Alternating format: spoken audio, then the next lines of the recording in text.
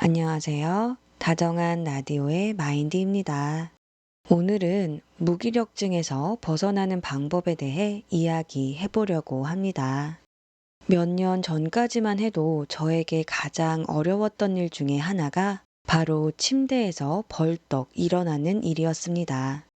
단순히 만성 피로에 시달렸거나 게을러서 그랬던 게 아니라 병적인 무기력증에 빠져 있었기 때문입니다. 무기력증을 직접 경험해 보지 않으신 분들께서는 정신력이 약해서 또는 그냥 엄살을 피우는 거라고 생각하실 수 있는데요. 무기력증이 심해지면 정말 제 의지와 상관없이 팔, 다리가 움직이질 않습니다. 굉장히 무거운 쇳덩어리가 제 몸을 짓누르고 있는 것 같았죠. 머리로는 왜 열심히 살아야 되는지도 알고 열심히 살고 싶은 마음도 굴뚝 같은데 제 몸이 제 말을 아예 듣질 않았습니다. 마치 발목뼈가 부러진 상태에서 다른 달리기 선수들처럼 빨리 뛰고 싶어 하는 것과 다를 바 없었습니다.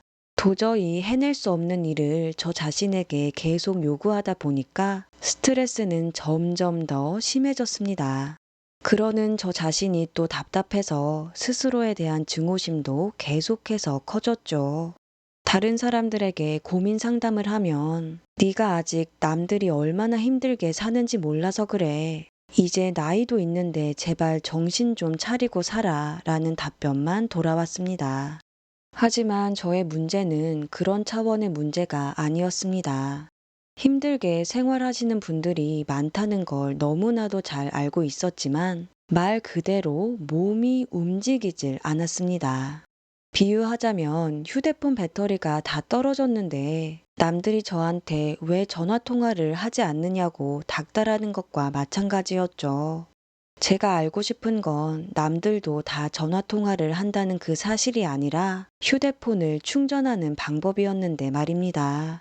언제나 그랬듯이 제 삶에서 직면했던 모든 문제들의 해답은 마음 공부에서 찾을 수 있었습니다. 먼저 무기력증이 생기는 이유는 무엇일까요? 무기력하다는 것은 말 그대로 기력이 없다는 뜻입니다. 즉, 기운과 힘이 없다는 의미죠. 자동차에 비유하자면 휘발유와 엔진이 없는 상태인 겁니다.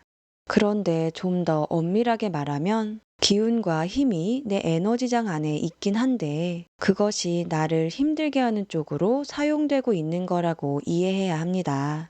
자동차에 불순물이 가득한 휘발유와 엉터리 엔진이 장착된 것과 같죠. 침대에서 도무지 일어나지 못할 때 엄청난 기운과 힘이 나를 짓누르고 있다는 게 느껴지실 텐데요. 기운과 힘이 전혀 없었다면 침대에 누워 있더라도 몸은 가벼운 느낌이 들어야 합니다.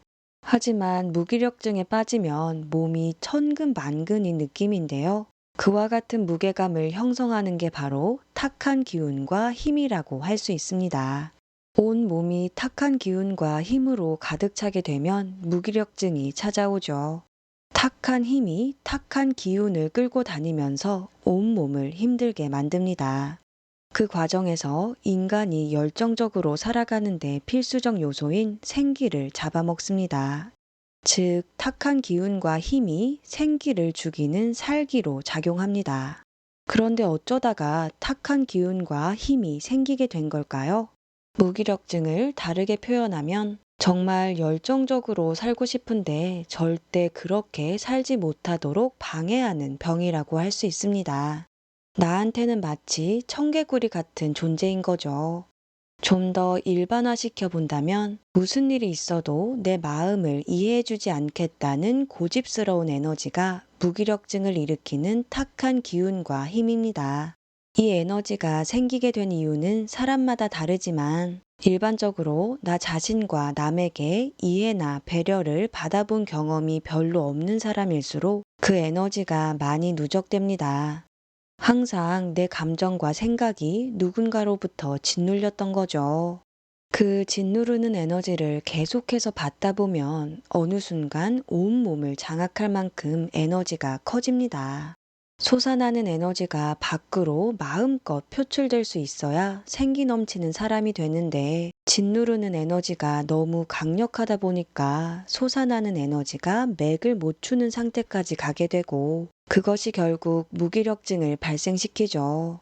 즉, 탁한 기운과 힘에 밀려서 맑은 기운과 힘이 사라진다는 겁니다.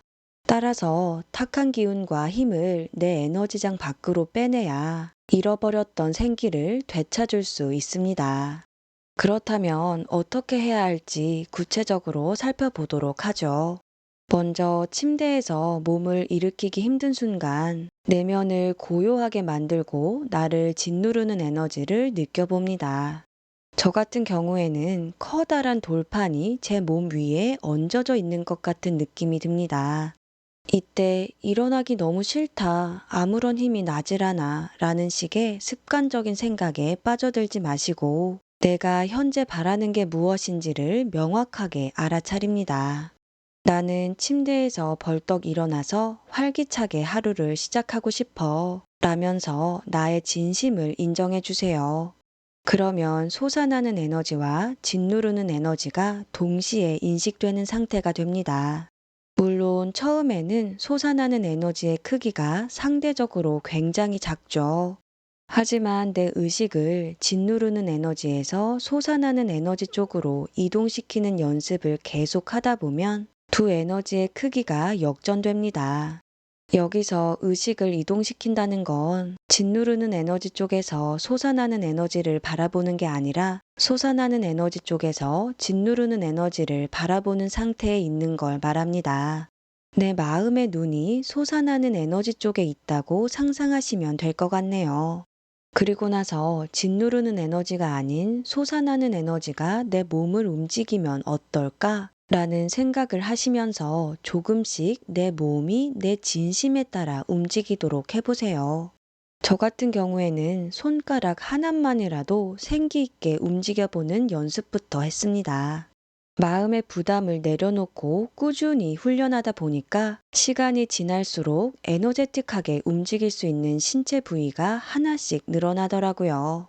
그런데 이 과정에서 짓누르는 에너지가 마구 저항하면서 내면의 괴로움을 불러일으킵니다. 이때 그 괴로움을 느껴주시되 압도되지 마시고 솟아나는 에너지에 기반해서 생각하고 행동해보는 연습을 계속 해나가시길 바랍니다.